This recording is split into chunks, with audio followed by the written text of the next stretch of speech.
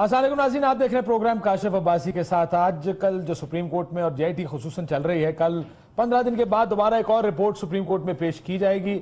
आखिरी रिपोर्ट है जो सुप्रीम कोर्ट जाएगी। अब मसला ये है, मसला नहीं है, जावेद हाशमी साहब ने भी आज प्रेस कॉन्फ्रेंस की। उन्होंने कहा कि जेआईटी मुतनाज़ा हुई तो एहतसाब नहीं, इंतकाम हो जाएगा। नायन करने और ओहदे से हटाने का तरीका तो हो सकता है, मगर एहतसाब का नहीं। क्या वजह है कि इस वक्त दो कैंप्स पाकिस्तान में बन गए हैं, चाहे वो सहाफत में है, चाहे वो वकालत में है, चाहे वो सियासत में है। दो इस तरह लगता है कि तकसीम हो गई है। हमारा मुल्क पोलराइज्ड मुल्क है ये, जिसमें तमाम लोग या तो ये पोजीशन रखते हैं कि एहतसाब हो रहा है, होना चाहिए, लाजमी होना चाहिए, सबसे बड़े ओहदे पे बैठे सबसे बड़े लोग अकाउंटेबल हों, और दूसरा वो कि जो शायद सवाल उठा रहे हैं, अब वो सवाल ज़ाहिर उठाना हक है सबका, लेकिन सुप्रीम कोर्ट ने भी ये कहा, और आज एक जो बड़ा ग्रुप है उसके फ्रंट पेज पर भी दोबारा अपनी दिफा में भी स्टोरियां लगाई गई हैं। सो सवाल ये है बुनियादी कि क्या वाकई एहतसाब नहीं हो रहा इस मुल्क में, जेआईटी गलत है, काम ठीक से नहीं कर रही। इस पर हम बात करेंगे। हमारे साथ जावेद हाशमी साहब सीनियर रहनुमा है, मुल्तान से हमारे साथ मौजूद हैं। नबील गबोल साहब भी हैं, आरिफ अलवी साहब भी हैं, अरशद शरीफ साहब भी हैं, लेकिन मैं हाशमी साहब से शुरू करूंगा। हाशमी साहब अस्सलाम वालेकुम।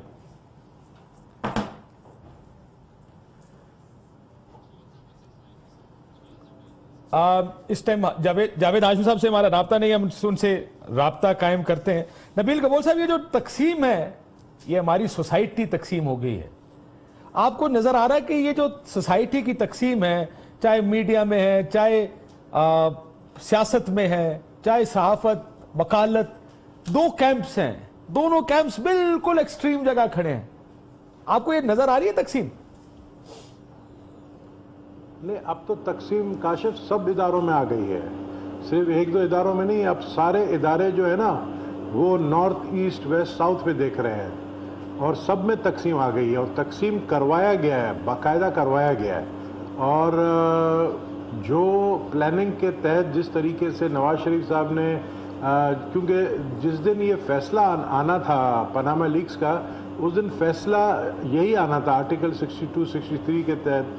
पांचों जजों में से 4 जजों का फैसला यही आना था, लेकिन उस वक्त फिर जजों ने ये सोचा इस हवाले से कि क्यों ना कि हम इसको मज़ीद और तफ्तीश के लिए डाल दें।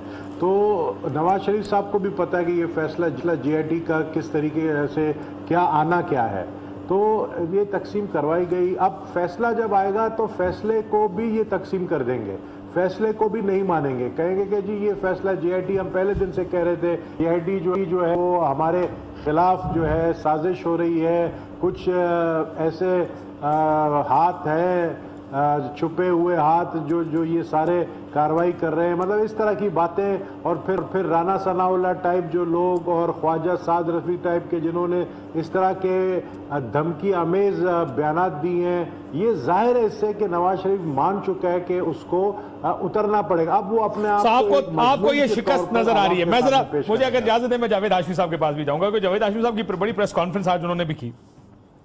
हाशमी साहब, आपको जेआईटी मुतनाज़ा है? देखिए काशिफ, मैं तो ये बात कर रहा हूँ कि ये इम्प्रेशन हो जाए कि गैर मुतनाज़ा है तो फिर लोग कबूल कर लेंगे। जैसे अभी फरमा रहे हैं कि अगर फ़ज़ा भी ऐसी बन जाए कि वो मुतनाज़ा कहना आसान हो जाए और लोगों का उसको बिलीव करना भी यकीन बन जाए, तो सियासतदान को इस तरह मारा नहीं जा सकता। लेकिन हाशमी साहब, आपको ये लगता नहीं है कि ये फजा बनाई गई है इस मुल्क में? जब एहतसाब हुआ है, जिस किसी का एहतसाब हुआ है, उसने यही फजा बनाई है, ये सियासी इंतकाम है, पॉलिटिकल विक्टिमाइजेशन है, हमारे साथ ज्यादती की जा रही है, ये हमेशा हुआ है। बिल्कुल सही, बिल्कुल सही है, आपकी बात सही है। लेकिन मैं अर्ज कर रहा था कि आज जस्टिस मुनीर साहब को देखें, आप जस्टिस नसीम हसन शाह साहब ने कहा कि हमने तो भुट्टो का फैसला दबाव पे किया था। हमारे असल में हमारे यहाँ एक बदकिस्मती है कि एक पूरी हिस्ट्री है, हर अदारे के पीछे हिस्ट्री है। सियासतदान भी बड़ी चक्कर दे के निकल जाते हैं, मारे जाते हैं गरीब लोग, उनका पैसा बाहर चला जाता है, कभी स्विट्जरलैंड में, कभी जद्दा में, कभी कहीं। तो इस तरीके से इनको और ज़्यादा केयरफुल होना चाहिए था। JIT कभी अदालतों ने बनाई नहीं है, बनाई जाती नहीं है, क्योंकि हमारे यहाँ इन्वेस्टिगेशन का और एहतसाब का निज़ाम बनाया नहीं। मियाँ नवाज शरीफ की जिम्मेदारी थी कि वो बनाते, उन्होंने नहीं बनाया। इसी तरीके से लेकिन हाशमी साहब भी जैसे नहीं बनाया। जो अदालत में केस चल रहा है, अगर आप सिर्फ आपको कहते हैं एहतसाब का निजाम बनाया नहीं, जो कंप्लेंट JIT की तरफ से आई है अदालत में, जो इदारों की औकात, तो मैं लफ्ज बड़ा सख्त हो जाएगा, जो हालत जार है अदारों की, जिस तरह इदारे हुकूमत के लिए काम कर रहे हैं, वो इदारे जिनको इंडिपेंडेंट होना चाहिए। अब IB को देखें, JIT के एक अफसर की ID कार्ड्स की कॉपियां IB निकालती है नादरा से और हुसैन नवाज साहब को देती है, और ये एडमिटेड फैक्ट है, ये डिस्प्यूटेड फैक्ट नहीं है, एडमिटेड फैक्ट है। ये IB SCCP के बारे में कहा गया कि SCCP तारीख बदल कर रिकॉर्ड चेंज कर रही है। यही बात FBR के बारे में की गई, कहते हैं FBR से रिकॉर्ड मांगा, इनकार कर दिया देने से, नहीं देते जी आपको। फिर स्केची रिकॉर्ड दे रहे हैं जो जान के हमें तंग कर रहे हैं। हाशमी साहब, ये है इदारे पाकिस्तान के। मैं इतनी तफसीलात नहीं जानता काशिफ। मैं जानता हूं आप एक बात आपकी सच है, मैं उसको बिलीव करता हूँ, सच है। लेकिन JIT पहली दफा बनी है, किसी अदालत ने बनाई है, आज से पहले बनी नहीं है। तो ये JIT का बनाना इटसेल्फ एक कन्फ्यूजन क्रिएट हो गया ना। बैकग्राउंड में आप देखें ना, असलम बेग जन्नत साहब जिंदा है, उन्होंने कहा था जुनेजो साहब की असम्बली बहाल हो रही थी, हम भी उसमें थे, तो उन्होंने कहा तुम सुप्रीम कोर्ट जो है सड़क के एक इस तरफ है, GH इस तरफ है, मैं वहीं आके तुम्हारी तबीयत साफ कर दूंगा। ये बयान खुद असम बेग साहब ने बाद में भी दिया है, जिंदा भी है। मुसीबत ये है कि हमारे अदारे के अंदर वो रस्ते अख्तियार नए नए किए जाते हैं, तो उससे फिर एक कन्फ्यूजन पैदा हो जाता है। उसका फायदा उठा लेंगे, नवाज शरीफ भी उठा लेगा, मैं उठा लूंगा। इसमें साजिश की बू नजर आ रही है। ये सब फैसला कर लेते हैं हाशमी साहब, वो साजिश की बू आ रही है आपको इस सारे प्रोसेस में? ये चले फैसला, आप बताएं ना, आप अपना जाती नुक्ता नजर बताएं। मेरा नुक्ता नजर यही है, क्योंकि हमारे जो सुप्रीम कोर्ट, ये बहुत अच्छे जज होंगे, लेकिन हमारे सुप्रीम कोर्ट ने हमेशा गलत फैसले सियासी तौर पर दिए। आप यकीन करें, मैं 4 साल मेरा तो ख्याल है सवाए जुल्फिकार अली भुट्टो के सुप्रीम कोर्ट ने फैसले कोई नहीं दिया। नहीं, मैं बताता हूं, जस्टिस मुनीर ने नहीं दिया था। आप एक मिनट रुक जाए। सियासी फैसला, मैं वज़ीर आज़म की बात करूं जी। मैं तो कहता हूं जिलानी साहब का दिया, लेकिन फैसला था जो जिसने हुकूमत पे कब्जा किया, डिक्टेटर ने, उसको कहा ये जायज है। आइन को गोली मारी सुप्रीम कोर्ट ने और कहा कि ये जायज है, ज़ियाउल-हक जायज है, मैंने भी कहा जायज है। चलो, भुट्टो साहब जो थे उनका को फांसी लगी, छोटी बात नहीं है। कितनी दूसरी हुकूमत तोड़ी गई, उसके अंदर इन्होंने कहा कि हम जो हल्फ परवेज मुशर्रफ साहब उठाना चाहते हैं, हम उठाने को तैयार हैं। ठीक, तो ये एक एप्रीहेंशन तारीख तो है, तारीख बिल्कुल ये बात एप्रीहेंशन भी है। 5 साल बैठा रहा हूँ, 6 साल वैसे था, लेकिन आखिरी दफा 5 साल बैठा था। जस्टिस चौधरी इफ्तिखार ने मेरी दरखास्त जमानत को मौका ही नहीं दिया। सर, आप जो बात कर रहे हैं मुझे याद है, मुझे बिल्कुल आपकी बात दुरुस्त है। 5 साल जेल में बैठा हो तो बात दुरुस्त है। सुप्रीम कोर्ट के बारे में मेरी आप एप्रीहेंशंस कहेंगे तो आई एम सॉरी, मेरी बिल्कुल दुरुस्त है। मैं आपके इस बात से 100% हाशमी साहब इत्तेफाक करते हुए आपको ये भी बताऊंगा कि एक एप्रीहेंशन वो भी है जो बाहर है। मैं जरा आरिफ अलवी साहब of course you would want to respond to this. एक एप्रीहेंशन और भी है जी कि मियां नवाज शरीफ साहब इकलौते पाकिस्तानी होंगे, सियासत छोड़े बाकी छोड़े, जिनके 8-8 10-10 साल बाद केसेस उठा के उनके हक में फैसले किए गए। ये भी एक एप्रीहेंशन है सुप्रीम कोर्ट से। माफी चाहता हूं सुप्रीम कोर्ट की, ये भी एक तारीख है। चाहे वो तैयारा साजिश केस हो, चाहे उनके ऊपर हाईजैकिंग के मुकदमे हो, गलत हो या ठीक, हेलीकॉप्टर, वो तैयारा हाईजैकिंग हेलीकॉप्टर केस, वो 10-10 साल 8-8 साल जलावतनी वापस आके केसेस उठा के जो प्रेसिडेंसी नहीं है उनके हक में फैसले दिए गए, ये भी पाकिस्तान की एक तारीख है। लेकिन एक और तारीख भी है, वह हाल है शायद, तारीख नहीं है, कि मियां साहब ने जिन चीजों से इनकार किया, आरिफ अलवी साहब, वो चीजें आखिर में निकली और उसको इकरार करना, भाई this is a different case. आपको उसमें साजिश या जो एप्रीहेंशन हमारे दोस्त को अखबारों में नजर आ रही है, जो आज लीडिंग पेपर्स के फ्रंट पेज पे खबरें लगी हैं, आपको नजर आ रही है अलवी साहब? जनाब अली, मेरा तो एक डायलेमा है और मेरी एक मुश्किल है। जी। और वो मुश्किल एक आम पाकिस्तानी की है कि जब मैं पार्लियामेंट में कोई बात को ले जाता हूं तो उन्होंने कहा जी नहीं, कोर्ट फैसला करेगा। जब कोर्ट के पास जाता हूं तो लोग कहें कि जी सुप्रीम कोर्ट ने ये भी फैसले गलत किए, ये भी फैसले गलत किए। मैं क्या करूं? मेरी मजबूरी यह है कि मैंने किसी न किसी अदालत में तो ले जाना है। या जरदारी साहब ने जिस तरह से किया कि बेनजीर के कत्ल के मुकदमे को उन्होंने स्कॉटलैंड यार्ड भेज दिया, यूनाइटेड नेशंस भेज दिया, ये तो हम कर नहीं सकते। लिहाजा हमने यही इंसिस्ट किया कि सुप्रीम कोर्ट फैसला करे। अब जब सुप्रीम कोर्ट इस चीज में देखना शुरू किया है, और मैं समझता हूं कि सुप्रीम कोर्ट जब ये काम बड़ी अच्छी तरह से कर रही है, मैं तो ये भी समझता हूं कि इतना मवाद मौजूद था कि सुप्रीम कोर्ट के सारे जजेस एक ही यकमुश्त ये कह देते कि जी अवाम से झूठ बोला गया। मगर चलो हम उसके साथ भी लिव कर रहे हैं कि JIT बन रही है और JIT देख रही है। अब सवाल ये पैदा होता है कि JIT जनाब खुद उसको कंफ्यूजन में डाला जा रहा है, उसको कंट्रडिक्शन में डाला जा रहा है कि जनाब उसके ऊपर रिलायबिलिटी नहीं है। आप ये बताइए कि तहकीकात, इसका मतलब तहकीकात सारी सुप्रीम कोर्ट करे, सुप्रीम कोर्ट क्लर्की का काम करे, सुप्रीम कोर्ट सबके इंटरव्यूज ले। सुप्रीम कोर्ट ने इस माना करके JIT की जिम्मेदारी लगाई है कि तुम ये सवाल करो, इसके जवाबात जो है वो सुप्रीम कोर्ट को दे दो। अच्छा, वीडियो रिकॉर्डिंग इस वजह से जरूरी है कि अगर JIT गलत जवाब देती है या कोई फरीक हरास करती है, वो उनको धमकाती है, उनको मैल हैंडल करती है, उनको ये उनके हक में भी जाता दोनों के। लेकिन JIT के बारे में मैं बड़ी मुश्किल हो गई है हमें आजकल डेविल्स एडवोकेट करने की, क्योंकि मैं आप ही से आरिफ अलवी साहब devil's advocate, I want to let me play devil's advocate with you and Arshad से। मेरे सामने अखबार मौजूद है जिसके ऊपर आज फ्रंट पेज पे सारी लगी। वो कहते हैं जी वो केसेस, वो तमाम JIT की शिकायत उनकी तो समाअत कर ली, जो शिकायत दूसरी साइड की थी उसको नजरअंदाज कर दिया आपने। इसके बाद जवाब this is why you are here, you tell me whether this is true और नॉट। अलवी साहब पहले आप, वो कहते हैं कि जी आप साइड ले रहे हैं, ऐसा इंप्रेशन दिया जा रहा है। वो अपने आप को पेश तो कह रहे हैं एहतसाब के लिए, लेकिन साथ कहते हैं कि जी आप साइड ले रहे हैं। देखिए, जो इल्जामात लगाए वो मैं पढ़ देता हूं। एक तो ये कि उन्होंने कहा कि जी हमें इंतजार कराया गया, दूसरे ये कहा कि 8-8 घंटे 7-7 घंटे बिठाया गया।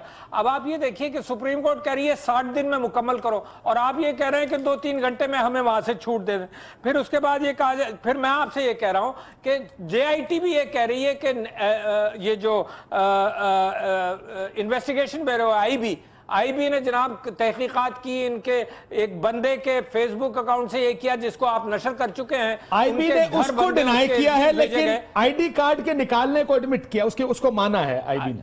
भाई साहब, तो मेरा ये सवाल का जवाब दें कि पाकिस्तान में दहशतगर्द कम है जो ये IB ये काम कर रही है। मैं तो शुरू से कह रहा हूं कि नवाज शरीफ साहब को इस्तीफा दे देना चाहिए था, क्योंकि ये मामला सारा इनके कंट्रोल में है। नैब को सुप्रीम कोर्ट ने कहा कि ये रद्दी का कागज है, FIA ने कोई तहकीकात नहीं की, FBR ने नहीं की। सुप्रीम कोर्ट के जजमेंट के अंदर SCCP, FBR, नैब सबको सुप्रीम कोर्ट ने कहा कि इस हुकूमत के नीचे तहकीकात नहीं करेंगे।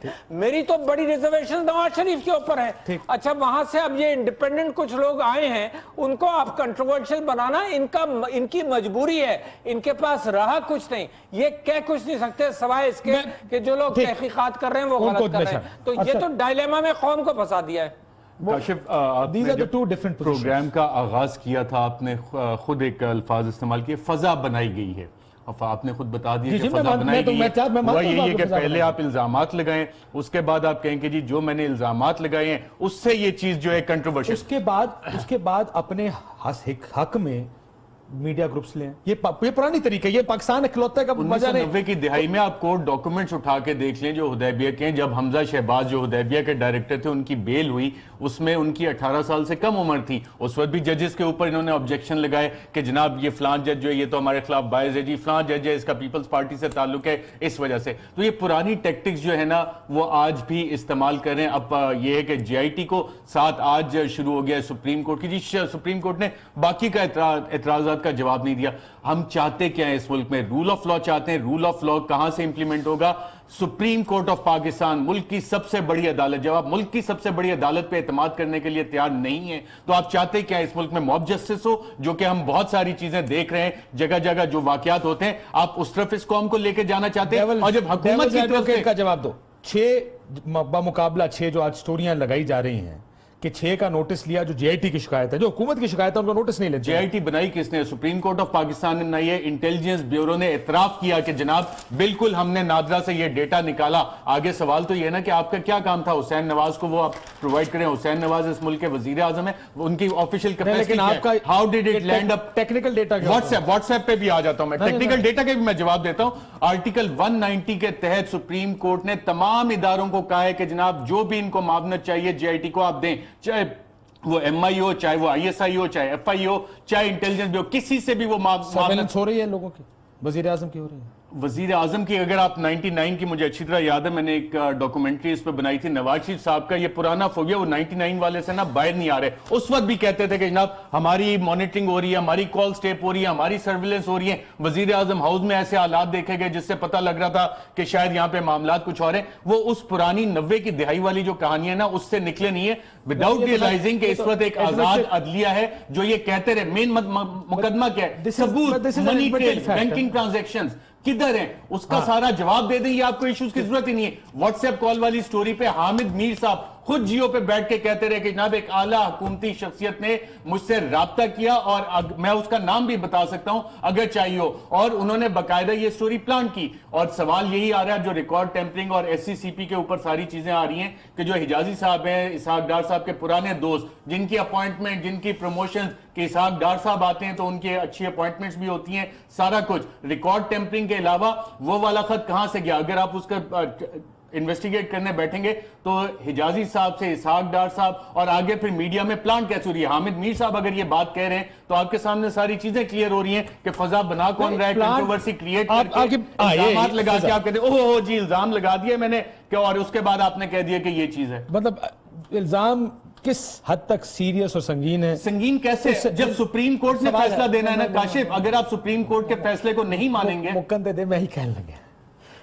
ब्रेक के बाद मुझे बताइएगा कि किस हद तक संगीन है, क्या उस मैल प्रैक्टिस की बू आ रही है या थोड़ी सी ऑपरेशनल, मतलब सुप्रीम कोर्ट इन्हीं लोगों को अपने ऑर्डर से भी लगा सकती थी। तो ये नहीं है कि एक अमेरिका से FBI के लोग लाके बिठाए गए हैं, वही लोग जो इन इदारों में काम करते हैं उन्हीं लोगों को बिठाया गया। जज साहब ने कह दिया, जस्टिस एजाज अफजल साहब ने कह दिया, जो इस बेंच को हेड कर रहे हैं, हक की बात कर रहा हूं ना, उन्होंने ये बात, we have to accept it कि जनाब हमने लगाया है, हमारे कहने पे रजिस्ट्रार ने कॉल्स किए, द मैटर एंड्स देयर। उसके बाद अगर आप इसको लेके जाएंगे फिर आप इस मुल्क में रूल ऑफ लॉ पे बिलीव नहीं करते, फिर आप मॉब जस्टिस पे बिलीव करते। एक ब्रेक के बाद, क्या इस मुल्क में एहतसाब है, और एहतसाब अगर है तो करना किसने है? क्योंकि खराबियां तो हर प्रोसेस के अंदर निकाली जा सकती है, और खासकर एक ऐसा प्रोसेस जो कभी हुआ ही नहीं इस मुल्क में। एक ब्रेक के बाद हाशमी साहब, क्या इस मुल्क में कभी एहतसाब होगा अगर हम इस तरह की बातों के टेलीफोन कॉल क्यों की गई या दूसरे छोटी छोटी चीजों को? हुकूमत तो बड़ा आसान है, हुकूमत के लिए एक फजा बनाना, वो उसके अपने वज़रा हैं, उनके पास फोरम्स मौजूद हैं, TV चैनल्स हैं, बार बार प्रेस कॉन्फ्रेंसेस की जाती हैं। तो क्या एहतसाब का ये निज़ाम या प्रोसेस रोक देना चाहिए? ब्रेक लेते नाज़रीन, ब्रेक के बाद वापस आए।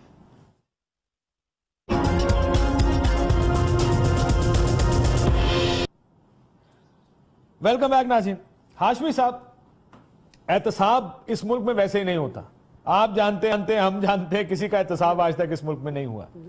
अब अगर एक बैनुल अक़वामी रिपोर्ट की वजह से सुप्रीम कोर्ट हरकत में आई है, आपको लगता है इसके पीछे कोई अनासिर काम कर रहे हैं, या हम क्यों एहतसाब के अमल को रोकते हैं या नहीं, उसके अंदर रोड़े अटका रही है हुकूमत इस वक्त? काशिफ देखें, मैं तो आप यकीन करें और अगर मैं गलत बात करूंगा तो छुप भी नहीं सकती। ना मेरा किसी से रब्ता है, ना टेलीफोन पर, ना किसी से हुकूमत के लोगों का। अल्लाह का फजल है, 3 साल से मुझे तो उन्होंने रगड़ा है टिका के।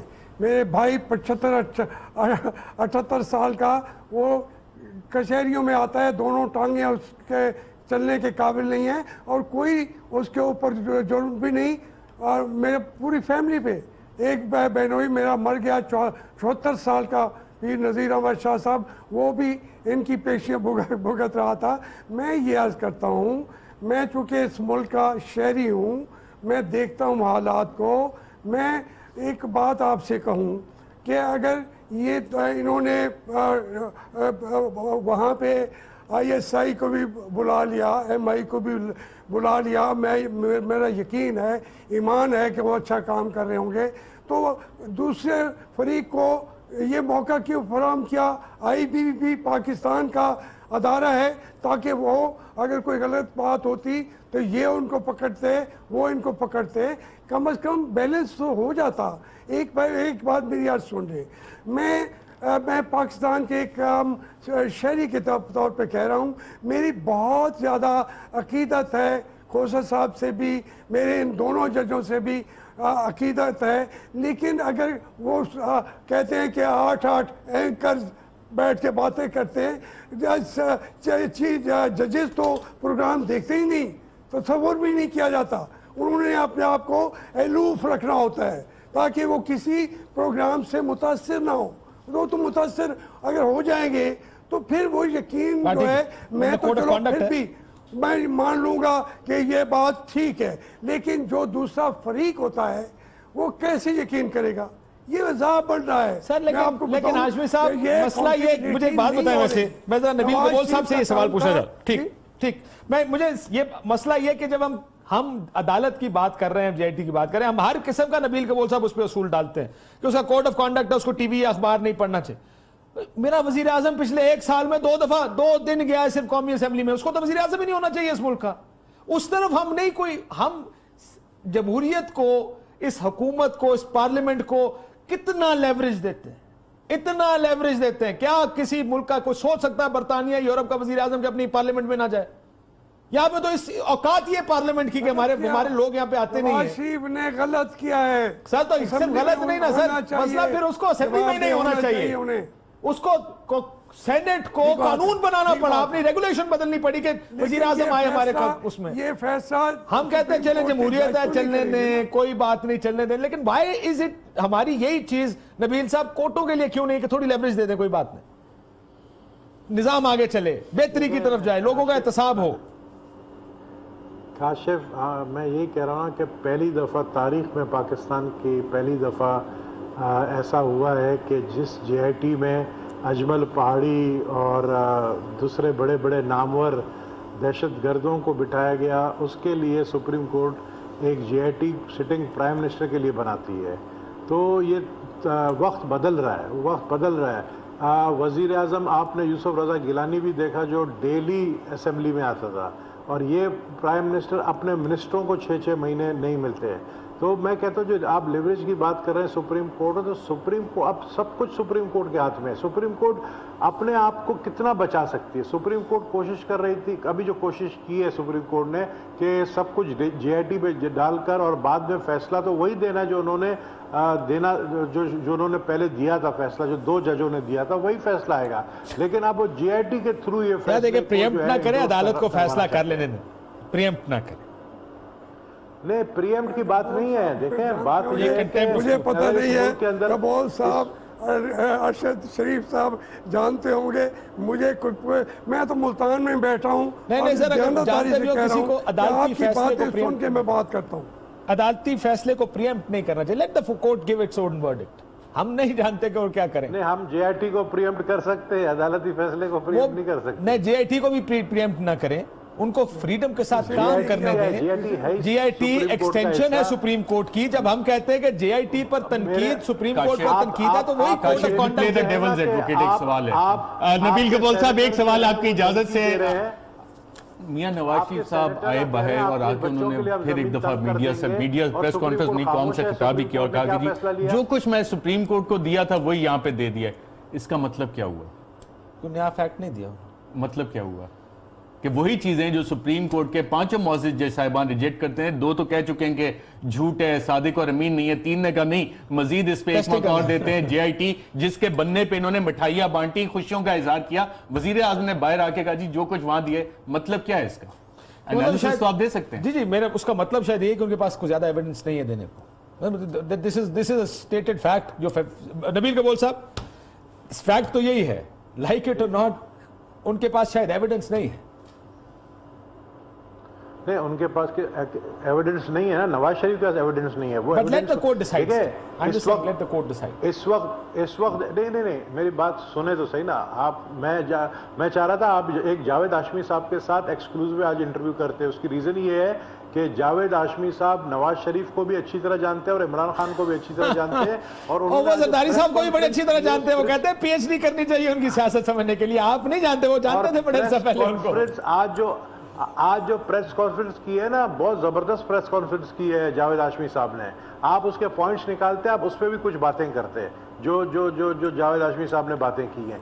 लेकिन हम सिर्फ, मेरे ख्याल में आपने सिर्फ ये शो किया हुआ है इस JIT के ऊपर और सर देखें, JIT मसला JIT नहीं है सर। मसला ये नबील भाई कि JIT को कंट्रोवर्शियल किया जा रहा है और ये आउटसाइड फोर्सेस, शायद मीडिया भी उसमें अपना हिस्सा डाल रहा है, कुछ हिस्सा।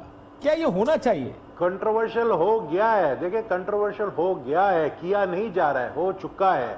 और उसमें एक मीडिया, मैं बताऊं, एक मीडिया वो है जिसमें एक एंकर जिसका भी मैं नाम नहीं लूंगा, उसकी मैं इतनी इज्जत करता था, वो एक दो आपके भी शायद चैनल में थे, आप लोग के आपके साथी हैं, वो जो उस चैनल के बारे में बातें करते थे और जो आज बातें वो कर रहे हैं उस चैनल में, उसी चैनल में जाकर जिसके खिलाफ वो बातें करते थे। तो मैं मीडिया के अंदर भी देखे, हमारे अंदर भी गंदे अंडे हैं, मीडिया के अंदर भी गंदे अंडे हैं। आप लोग कोई जो है ऊपर से हाजी तो हम भी नहीं है वो मीडिया के लोग। I agree with you. हाँ, हाजी आप लोग भी नहीं है ना, हम लोग हैं, ठीक है ना। आप तो बिल्कुल ही नहीं है। आप लोग मैं तो नहीं हूँ, मैं चलो छोड़ो, मैं तो टीवी में आकर ओपन आरिफ साहब, आरिफ अलवी साहब, लोग ये media, where is media going? मैं सारी गुफ्तगू आपकी सुन रहा हूँ, सारे पैनलिस्ट की बात भी सुन रहा हूँ। आपने ये सवाल किया था कि एहतसाब पाकिस्तान में कैसे होगा, कब होगा, किस तरह से होगा।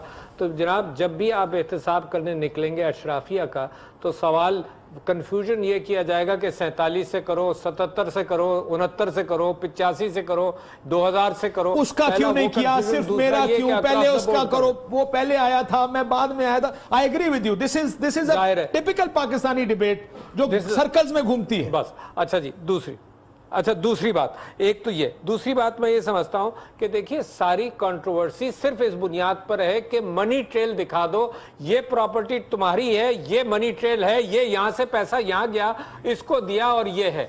मैं तो अर्शद कहता है आप मनी ट्रेल दिखाने के बजाय कमिट किया बैंकिंग ट्रांजैक्शंस दे दें, हम वोट डालेंगे। हुजूर मेरी बात अगर सुन लें, वो मनी ट्रेल दिखाने के बजाय मीडिया हाउसेस इस वक्त बड़ा गंदा रोल भी प्ले कर रहे हैं। एक मीडिया हाउस की बात करता हूं कि एडवर्टाइजमेंट्स की बुनियाद पर वो टोटली एक तरफ इतना पोलराइज हो गया है कि वो कौम को गुमराह करने की नियत कर रहा है। मैं कह रहा हूं कि एक आदमी करप्ट है, यानी सुप्रीम कोर्ट के 2 जजेस कह रहे हैं कि भाई यहां पर तो ये तो डिस्क्वालीफाई होना चाहिए। मगर आप ये देखिए कि इस सारी चीज को कंट्रोवर्शियल बनाने में उस मीडिया हाउस का भी बड़ा रोल है।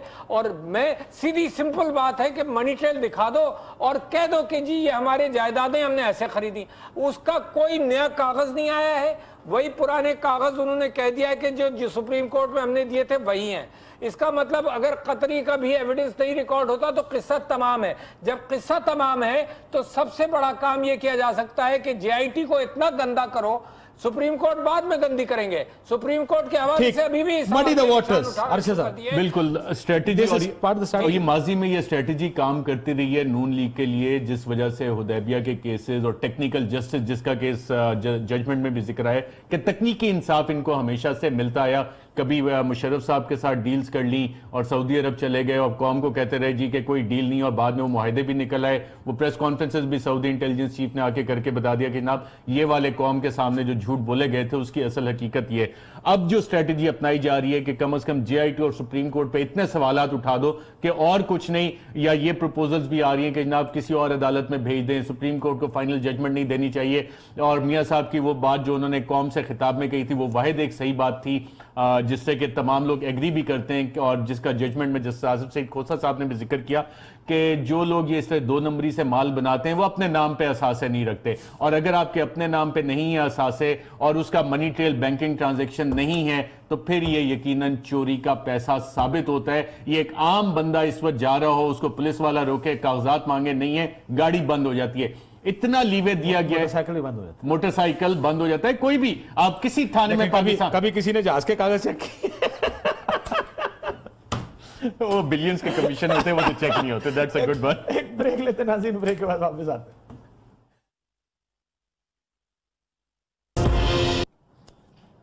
वेलकम बैक नाज़रीन। प्रोग्राम का आखिरी सेगमेंट है। मैं आगाज हामिद मीर साहब की एक साउंड से जिसका जिक्र किया अरशद शरीफ साहब ने, I want to play that, सारे सुने, फिर बताएंगे ये क्या हो रहा है। दिस हामिद मीर साहब की ये बात शायद अपनी वो खुद बता देती है कि असल में क्या करने की कोशिश हो रही थी। सुनिएगा वो क्या कह रहे थे। ये अंसार बाजी साहब की स्टोरी शाया होने से पहले 1-2 दिन पहले ये सारी जो गुफ्तगू है, ये सारी इंफॉर्मेशन कि ये सारा मामला किस तरह हुआ, व्हाट्सएप पे कॉलें की गई, ये मेरे साथ मुस्लिम लीग नून की एक अहम शख्सियत है जिसका कि हुकूमत में बड़ा असर और रसूख है। उन्होंने जब मेरे साथ ये सारी डिस्कशन की तो मैंने उनके साथ टाइमिंग का सवाल उठाया और उनसे कहा कि डॉक्यूमेंट्री एविडेंस चाहिए, और उन्होंने वादा किया कि मैं आपको डॉक्यूमेंट्री एविडेंस हम देंगे। और उसके बाद फिर जब मैंने अपने तौर पे इस मामले को इन्वेस्टिगेट करना शुरू किया तो स्टेट बैंक के अंदर 2 वर्जन थे, SECP के अंदर भी 2 वर्जन थे, और मैं इस मामले पे इसलिए खामोश रहा कि ये बहुत ही सेंसिटिव मामला था। और इस दौरान में अंसार बाजी साहब की स्टोरी आ गई। तो अब अगर इसकी इंक्वायरी होती है इस सारे मामले की कि व्हाट्सएप पे कॉल किसने की, और उसमें यह सवाल भी उठाया जाता है कि जनाब ये स्टोरी जो है इसमें हुकूमत जो है वो हुकूमत की कौन सी शख्सियत जो है उसका मुफाद था, ये स्टोरी जो है ये मीडिया पे आए, तो अगर मुझे इंक्वायरी कमेटी बुलाएगी और पूछेगी तो मैं उनको बता दूंगा कि मेरे साथ ये मामला किसने डिस्कस किया था, उन्होंने क्या कहा, मैंने क्या कहा। मैं ये तो नहीं कह रहा कि अंसार बाजी साहब ने गलत किया या उनकी स्टोरी ठीक नहीं है, मैं तो ये कह रहा हूँ कि ये स्टोरी जो है इसको इतनी देर से 1 महीने के बाद अगर डिस्क्लोज किया जा रहा है तो उसकी टाइमिंग देखें कि जब हुसैन नवाज साहब के सुप्रीम कोर्ट में इतराज़ात मुस्तरद हो गए तो उसके बाद हुकूमत की तरफ से। जी नबील कपूर साहब, कुछ कहने की जरूरत है इसमें। हामिद मीर की इस बयान के बाद सब कुछ वाजे हो गया है। मैं चाहूँगा कि आप ज़रा तलत हुसैन साहब को भी लें, उसका भी वर्जन लें, तो सारा दूध का दूध पानी का पानी हो जाएगा। चले अब प्रोग्राम के आखिरी छोटे सेगमेंट में किधर मुझे मुश्किल में डाल रहे हैं कि उनका वर्जन हो। आरिफ अलवी साहब, you heard what Hamid Mir had to say। जनाब अली, मैं वो बदनसीब हूँ या पाकिस्तान के वो अफराद बदनसीब हैं कि जब मामला बेनज़ीर वाला भी सुप्रीम कोर्ट के अंदर कट एंड ड्राई एतबार से था तो जस्टिस क़य्यूम को कॉल की गई और सारा मामला फौत हो गया, जो नेकलेस का केस था। पाकिस्तान के अंदर एहतसाब के एतबार से ये कंट्रोवर्सी और इसकी टाइमिंग के एतबार से ये वही एक अटेम्प्ट है कि ये मामला भी हमेशा के लिए दफन हो जाए। मगर मैं आपसे वादा करता हूँ कि पाकिस्तान तहरीक इंसाफ ये इस तरह से इस चीज़ को होने नहीं देगी। हम पब्लिक ओपिनियन मोबिलाइज किए रखेंगे कि असल इशू मनी लॉन्ड्रिंग का है, मनी ट्रेल का है, उसका जवाब ये दे नहीं पा रहे और ये सारी चीज़ों पर हर चीज़ पर सवालिया निशान उठा देंगे और ये अब एक्सेप्टेबल नहीं होना चाहिए। ये मामला बिल्कुल क्लियर हो चुका है कि प्राइम मिनिस्टर साहब ने झूठ बोला और इनके पास मनी ट्रेल मौजूद नहीं है। बस 2 क्लियर मामला, बाद में क्रिमिनल इन्वेस्टिगेशन होगी, वो तफसीलात क्रिमिनल इन्वेस्टिगेशन हो रही है। ये सुप्रीम कोर्ट के जज साहब ने कहा था कि जो इन्वेस्टिगेशन JIT कर रही है क्रिमिनल इन्वेस्टिगेशन कर। हामिद मीर साहब के केस इस बीपर में जो नुक्ता वो बयान करना चाह रहे हैं वो ये कि हुकूमत कोशिश कर रही थी कंट्रोवर्शियल करने की। बिल्कुल, उन्होंने जिक्र किया कि कितने दिनों से ये खबर रुकी हुई थी, लेकिन जब हुसैन नवाज की पेशी हुई और उसके बाद सारा मामला तो ये फैसला किया गया कि ये खबर छापनी। उस वक्त तक वो जो मिठाइयाँ खाई थी ना JIT बनने के फैसले पे, वो हजम हो चुकी थी। फैसला में खैर उर्दू ट्रांसलेशन भी आ गया था, जैसे PTI कहते हैं, पढ़ लिया था, समझ आ गई। और उसके बाद अब फिर टाइमिंग इज द की और एक अहम हुकूमती शख्सियत अगर आप पिन डाउन करना चाहते हैं, अगर आप इजाज़त दें तो हम एक डिडक्टिव एनालिसिस कर लेते हैं। चेयरमैन SEC रिपोर्ट किसको करता है, किसके साथ ज़्यादा ताल्लुकात हैं, किसकी वहाँ पे लगाए गए? इसहाक डार साहब के अगर आप इन्वेस्टिगेशन पे जाते हैं तो अंसार अब्बासी से राब्ते, चेयरमैन जो डॉन लीग्स में जिस तरह से चार्ट्स बने थे, मेरा मसला ये नहीं कि किसने किया, मैं ये मेरा मकसद की तरफ से थी। एज अ पाकिस्तानी मैं ये चाहता हूँ इस मुल्क में एहतसाब हो, इस मुल्क में निजाम बने, इस मुल्क में इदारे काम करें। हाशमी साहब, मेरा जाती तौर पे मेरा इस पाकिस्तानी ये हमेशा से कोशिश थी और आगे भी कोशिश रहेगी। डजंट मैटर आज प्राइम मिनिस्टर नवाज शरीफ साहब है, कल कोई और होगा, आज इस कुर्सी पे हाशमी साहब ने खुद मेरे प्रोग्राम में अपना मनी ट्रेल पेश किया था। अगर हाशमी साहब को याद हो, एक एक चीज हाशमी साहब ने बताई थी। हाशमी साहब ऐसे ही नहीं है, वजीर आजम से भी तो मनी ट्रेल ही मांगा जा रहा है, और क्या सवाल हो रहा है? अरशद, मैंने आज भी प्रेस कॉन्फ्रेंस में अपनी जो जमीनें बेची हैं 15 साल में वो बताया है, घर को सेल पे लगाया हुआ है। वजीर आजम क्यों नहीं बता रहे? छुपा हुआ नहीं। वजीर आजम को भी तो यही पूछ रहे हैं ना, उनको भी तो बताना चाहिए। क्यों नहीं बताना चाहिए? उनकी अकाउंटेबिलिटी होनी चाहिए, लेकिन आप अदारे ही नहीं हैं।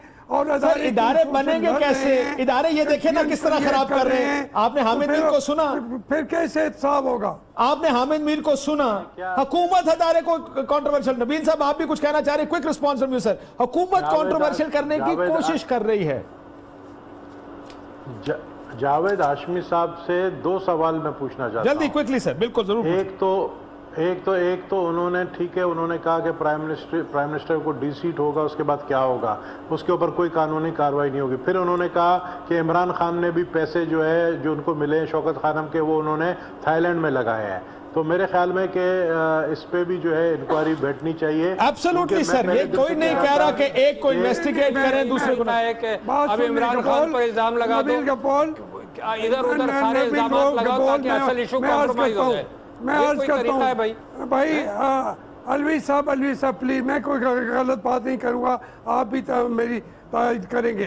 देखें, इमरान खान साहब ने जहाँ पैसे भेजे, मैं उसके दिफा के लिए मैंने जाके जावेद चौधरी के प्रोग्राम में खड़े होके मैंने उसके ऊपर डंडे मारे, ख्वाजा आसिफ को दिफा कर रहा था इमरान खान साहब के काम का। लेकिन बात सही साबित हुई कि पैसे दिए थे वो आइलैंड पे थे, थाईलैंड नहीं। आइलैंड की कंपनियां जो जैसे ये है उसमें लगा दिए और वो पैसे डूब गए। मैं उसके लिए लड़ा हूँ, ख्वाजा आसिफ को जूते मारे हैं, तो फिर मुझे तकलीफ नहीं होगी। जा सकता है को इन्वेस्टिगेट करें, को ना करें। माफी नहीं, पाकिस्तानी कानून के मुताबिक सबको इन्वेस्टिगेट करें, लेकिन ये ना कहें कि इधारे इस काबिल नहीं है और असल बड़े मुजरिमों को छोड़ दिया जाए। नहीं, बिल्कुल भी नहीं सर। फायर किए जाए, जो वजीर आजम है वो सबसे पहले जवाब दे। नवाज शरीफ की बात आए तो आपने इमरान खान को उसमें एक लाइन लिखी हुई थी और उसमें भी जस्टिस आसिफ सईद खुर्शीद ने the buck stops at the top, पहली accountability it has to start from the prime minister, उसके बाद काशिफ अब्बासी, अरशद शरीफ, किसी और से आसिफ जरदारी, हर किसी का एहतसाब करें, सब हाजिर हैं। गुफ्तगू इजाजत दीजिए। अल्लाह।